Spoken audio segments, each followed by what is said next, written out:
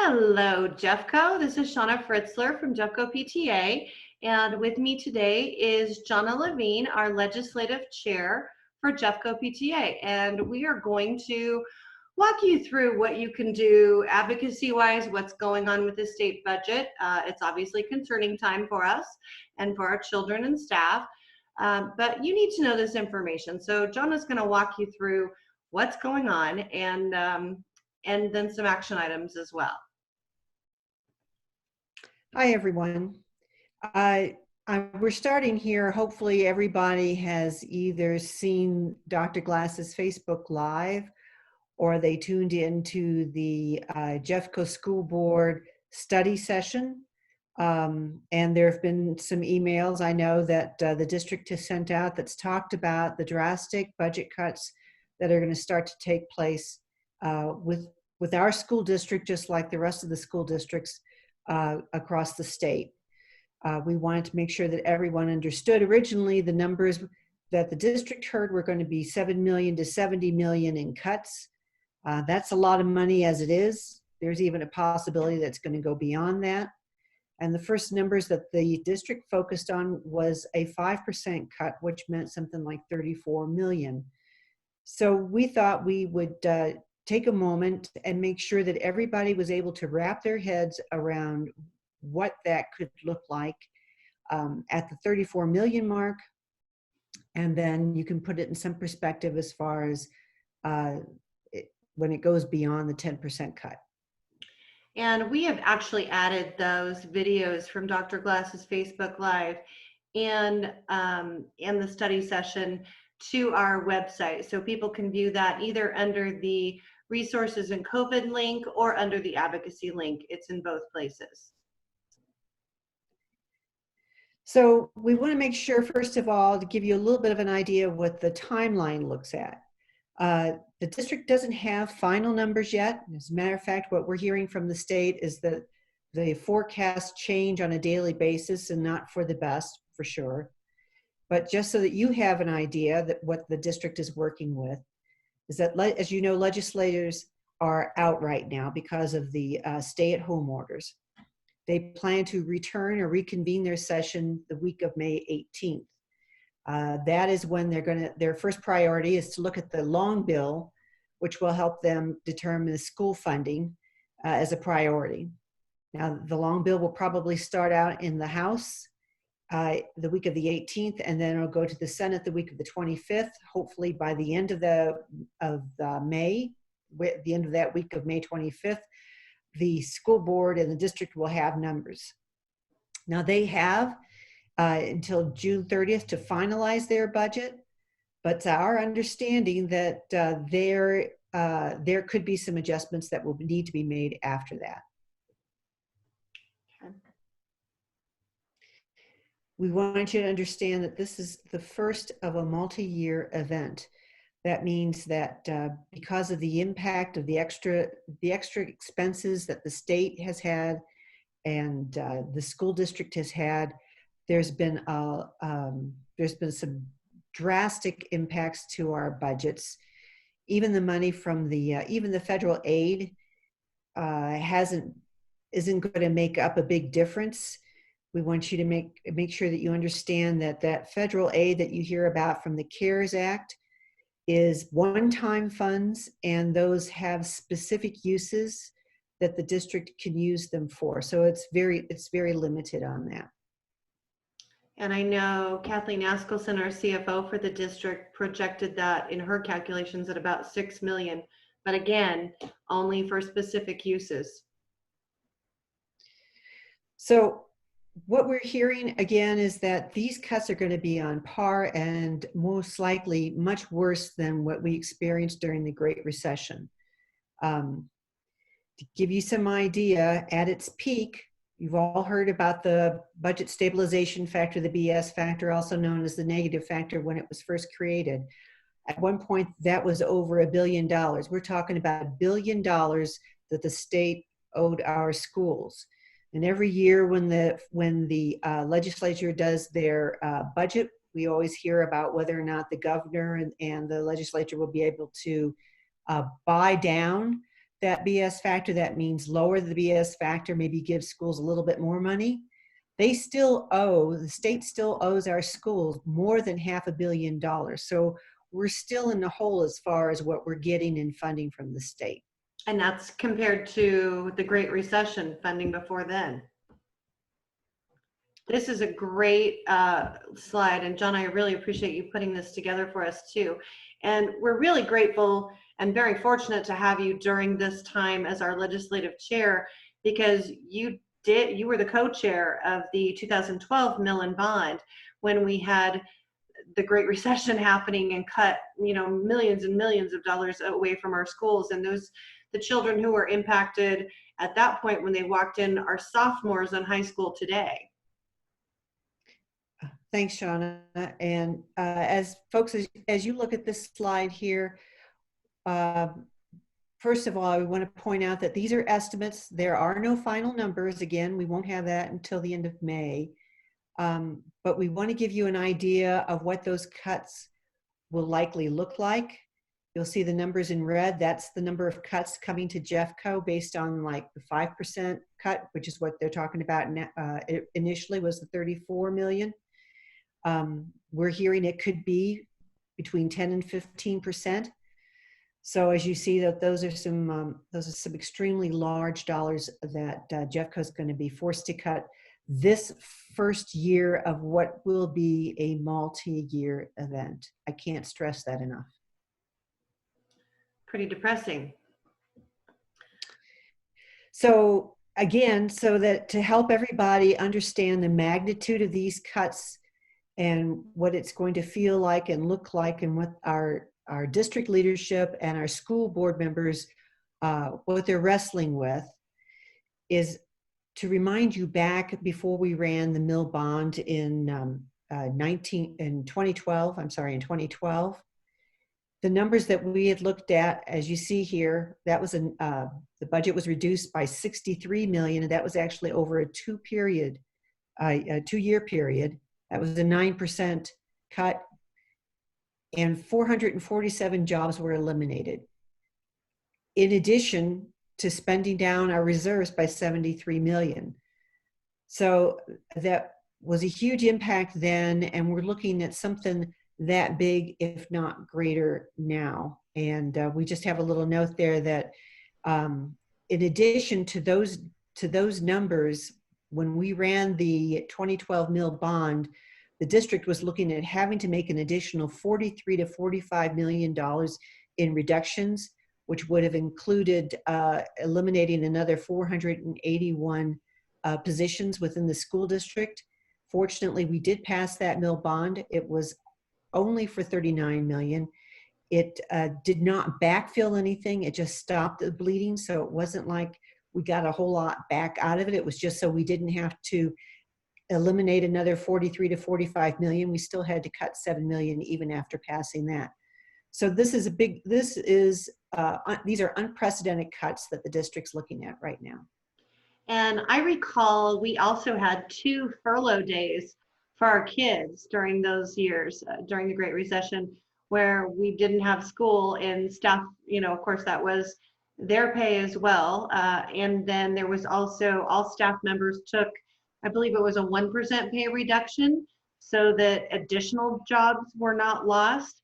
And that's how, our district and staff members, and certainly the employee associations, were just phenomenal about trying to keep the cuts away from our children. Actually, Shauna, I think that was a 3% cut across the board. You're right. And then the employees. Right. You are correct. So I'm sorry, it was a 3% cut on our staff members.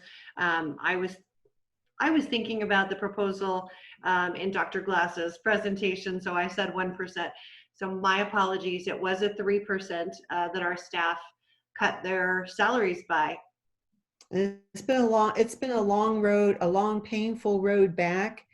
It wasn't like that was made up immediately, and many of our district, we lost a lot of district employees over the years because of that too.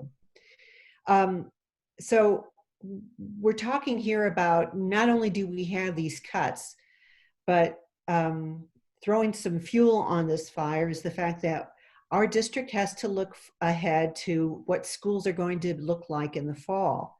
Everybody that's putting their heads together, all the experts you hear are saying that it's most likely really and truly going to cost the district more in order to be able to do this.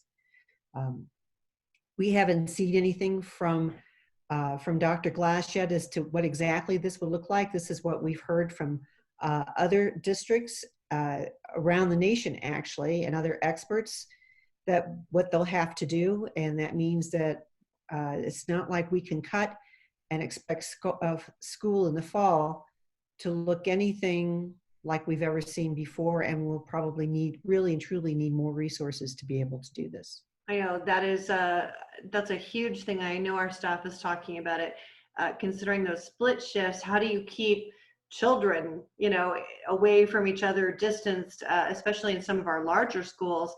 That's a big one, but also the buses, and the buses have been a problem for years because we have buses who take one articulation area of kids to school and then move on to the next articulation area of school.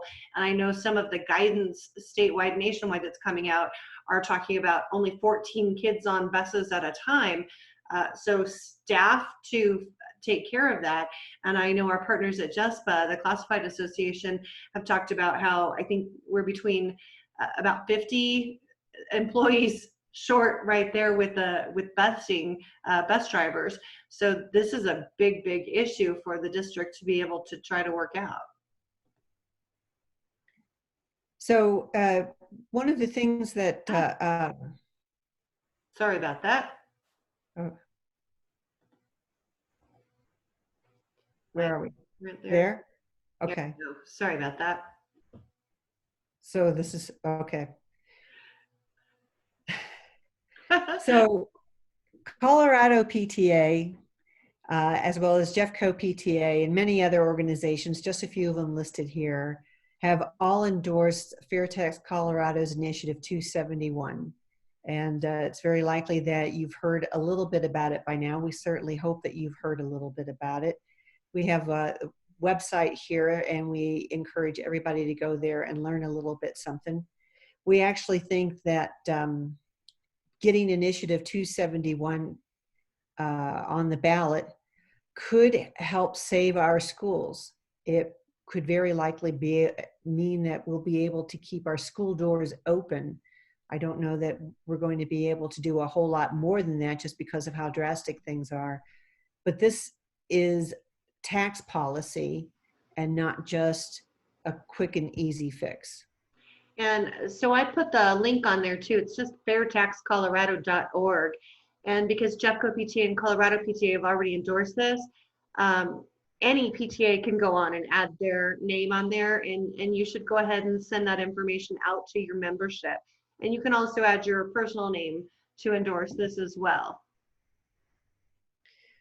So just to give you a quick and dirty summary of what this initiative is about, it's actually a tax cut for 95% of our Colorado taxpayers.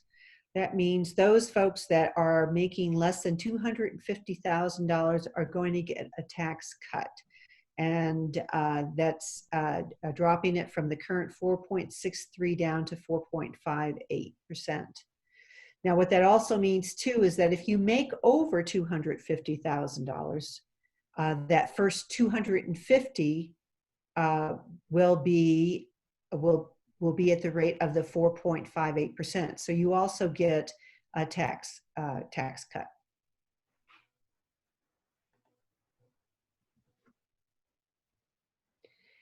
And yes, this is a graduated tax increase, because if we're going to increase revenue, somewhere taxes do have to be increased.